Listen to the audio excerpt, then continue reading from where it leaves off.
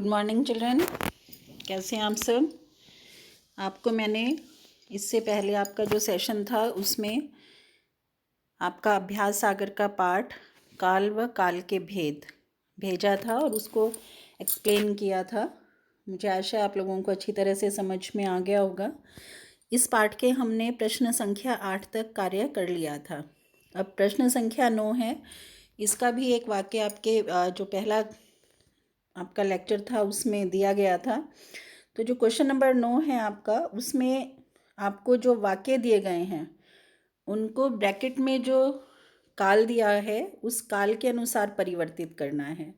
ठीक है, जैसे पहला वाक्य था मुझे नोएडा में फुटबॉल मैच खेलना है और इसके सामने था भूतकाल।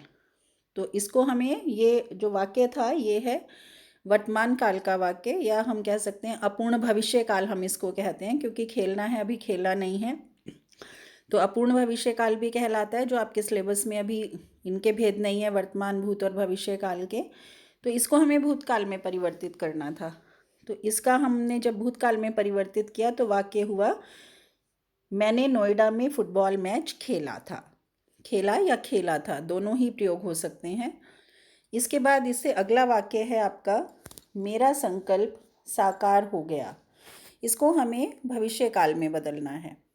तो आपको पता है कि जो आने वाले समय में कार्य होगा उसको हम भविष्य काल मानते हैं। तो मेरा संकल्प साकार होगा, हो गया की जगह क्या हो जाएगा, होगा। हो गया भूतकाल है और होगा भविष्य काल। फिर है ग, अब यह विकलांग विश्व की सबसे ऊंची चोटी पर ही तुझे धन्यवाद देगी। इसको आपको वर्तमान काल में बदलना है। ये भविष्य काल का वाक्य है, धन्यवाद देगी आप समझ सकते हैं इसको, लेकिन हमें इसमें काल परिवर्तन करना है और इसको वर्तमान काल में बदलना है।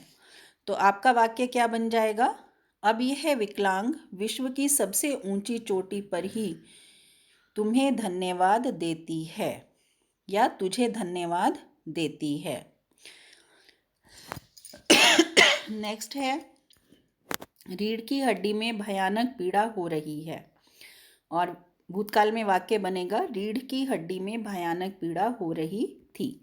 तो इस तरह से हमें काल समझ में आता है कि जो कार्य हो रहा है वो वर्तमान काल, जो कार्य समाप्त हो चुका है वो भूतकाल, और जो कार्य अभी नहीं हुआ और होगा भविष्य में वो भविष्य काल। अब इसके बाद हमारा क्वेश्चन है आओ दोहराएं। इसमें हमें क्या करना है, इसमें जो प्रश्न हमें दिया गया है उसमें नीचे दिए गए शब्दों पर हमें उचित स्थान पर नुक्ता लगाना है। आपको बच्चों मैंने पहले भी बताया था कि जो नुक्ता है ये उर्दू में प्रयोग किया जाता है और इसलिए इसका प्रयोग हमेशा उर्दू के शब्दों में किया जाता है, और हिंदी में हम बहुत सारी दूसरी भाषाओं के शब्दों को भी पढ़ते हैं, और उर्दू भाषा के तो बहुत सारे शब्द ऐसे हैं जिनका हम अनजाने में ही सही हिंदी में बहुत अधिक प्रयोग करते हैं। मुख्य रूप से ज और फ के नीचे जो ये बिंदी आपको दिखाई दे रही है यानी नुक्ता लगाया जाता है। ज और फ के नीचे अनुस्वार ऊपर लगता है, नुक्ता नीचे लगता है।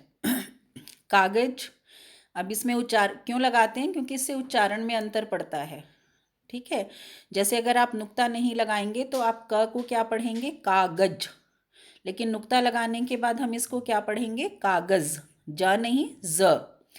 गुजरना, और अगर नहीं नुक्ता लगा हुआ तो गुजरना, वो अशुद्ध हो जाता है उर्दू भाषा में। ऐसे ही अंदाज़ा, नाराज़, ज़रूरत, सफाई, तो इसमें आपको ज और फ के नीचे नुक्ता लगाना है। इसके बाद है क्वेश्चन नंबर 11। नीचे दिए गए शब्दों में र के विभिन्न रूपों में से उचित रूप का प्रयोग कीजिए। यानी र के 2 रूप दिए हुए हैं, 3 रूप दिए हुए हैं। इसमें एक पूरा र है, एक ऊपर है र, एक नीचे है और एक उल्टा वी की शेप में है। ठीक है, जैसे प्रमाण, प्रमाण में प के नीचे र लगेगा। दुर्घटना, दुर्घटना में घ के जो खड़ी पाई है उसके ऊपर र लगेगा। ट्रेन, ट के नीचे उल्टे वी की शेप में र लगेगा। राष्ट्रपति में भी उल्टे वी की शेप में र लगेगा। और साकार में का के बाद पूरा र लगेगा। निर्जीव में बड़ी की मात्रा के साथ ऊपर र लगेगा। इसका नियम भी है जिसको हम रेफ का नियम कहते हैं, और मैंने आपको पहले भी बताया था कि यदि व्यंजन स्वर रहित है यानी व्यंजन आधा है और उसके बाद र है, तो वो र टेढ़ी एक लाइन के रूप में उस पूरे व्यंजन को पूरा करके उसके नीचे आ जाता है। जैसे प्रमाण में प आधा है, र पूरा है। दुर्घटना में जब र स्वर रहित होता है तो वो अपने से अगले वर्ण के ऊपर चला जाता है, जिस वर्ण के बाद उसकी आवाज़ आती है उस वर्ण से अगले वर्ण पर चला जाता है। जैसे दुर्घटना, दुर्घटना, द के बाद आवाज़ आ रही है लेकिन लग किस पे रहा है, घ पे। इसी तरह ट्रेन में क्या है, ट के नीचे हलंत है, ठीक है, और र पूरा है, ट आधा है, र पूरा है। जब आप इसको तोड़ के भी बोलेंगे तो आपको समझ में आएगा। रेन, र पे आ रही है एक की मात्रा, तो ट के नीचे हलंत है, र पूरा है लेकिन नीचे आएगा, ठीक है। अब उधर हलंत भी है और र भी नीचे लगना है, तो एक अजीब सी आकृति बन जाती है। इसलिए इसको किस तरह बनाते हैं, इसको हम उल्टे वी की शेप में बनाते हैं। ऐसे ही राष्ट्रपति में इसका प्रयोग होता है। तो ये नियम हमारा रेफ का नियम कहलाता है। यहाँ तक आपको अच्छी तरह से समझ में आ गया होगा। अब इसके बाद आपका नेक्स्ट क्वेश्चन है क्वेश्चन नंबर 12। Question number 12। ये हमने 11 अभी कर लिया है। क्वेश्चन नंबर 12 में आपको मूल शब्द और प्रत्यय को अलग करके लिखना है।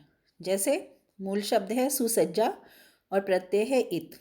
इसी तरह से आनंदित, मूल शब्द है आनंद और प्रत्यय है इत। छोटी ई का प्रयोग हो रहा है क्योंकि सुसज्जित में भी आनंदित में भी छोटी ई की मात्रा का प्रयोग हो रहा है। यदि बड़ी की मात्रा होती तो ईत हो जाता, बड़ी ई आती फिर। ऐसे ही प्रचलित, प्रचलन, मूल शब्द प्रचलन है, प्रचलन, प्रचलन, और प्रत्यय है इत। ऐसे ही प्रदूषण प्लस इत। तो मूल शब्द और प्रत्यय को हम अलग करते हैं, जब हम इन्हें मिला देते हैं तो एक नया शब्द हमारा बन जाता है। और अब इस पाठ का हमारा अंतिम प्रश्न है, और ये आपको अनुच्छेद लिखना है जो एक सूक्ति पर आधारित है। सूक्ति है मन के हारे हार है, मन के जीते जीत। इसका अर्थ है कि यदि हम किसी भी कार्य को करते समय अपने मन में यह मान लेते हैं कि हम इस कार्य को नहीं कर सकते, अर्थात हमने अपने मन में हार स्वीकार कर ली है, तो हम हार जाते हैं। लेकिन यदि हम अपने मन में ये दृढ़ निश्चय कर लेते हैं कि हम इस कार्य को कर सकते हैं, हम इस कार्य को करने में सक्षम हैं, तो हम मन से ही पहले हम अपने मन से ही जीत जाते हैं, मन से ही उस कार्य को करने में सक्षम हो जाते हैं। तो यदि हमारा जो मन है वो हमारी हार और जीत तय करता है। तो इसलिए हमें कभी भी अपने मन में ये नहीं सोचना चाहिए कि हम ये कार्य नहीं कर सकते हैं या ये कार्य हमारे वश का नहीं है। हमें बहुत दृढ़ निश्चयी होकर अपने कार्य को करना चाहिए, अपने मन को मजबूत बनाकर कार्य करना चाहिए। तो ये जो आपकी सूक्ति है, इसी को आधार बनाकर उदाहरणों की सहायता से आपको ये अनुच्छेद लिखना है और पूरे पृष्ठ पर लिखना है। इसमें शब्द सीमा भी दी गई है, ठीक है। 100 से 125 शब्दों में आपको ये अनुच्छेद लिखना है। और उसके बाद ये अनुच्छेद आप इस अपनी अभ्यास सागर की बुक में नहीं लिखेंगे, ये अनुच्छेद आप अपनी व्याकरण की कॉपी में लिखेंगे। और व्याकरण की कॉपी में जब आप इसे लिखेंगे उसके बाद इसकी पिक खींचकर आप मुझे मेरे व्हाट्सएप नंबर पर सेंड करेंगे, ताकि मुझे पता चल जाए कि आपने इसको अनुच्छेद को अपनी व्याकरण की कॉपी में किया है। यदि इस पाठ में कहीं कोई समस्या आपको आती है, कोई चीज़ आपको समझ नहीं आती है, तो आप मुझसे पूछ सकते हैं। धन्यवाद बच्चों। अब हम इसके बाद नेक्स्ट चैप्टर आपका नेक्स्ट लेक्चर में शुरू करेंगे।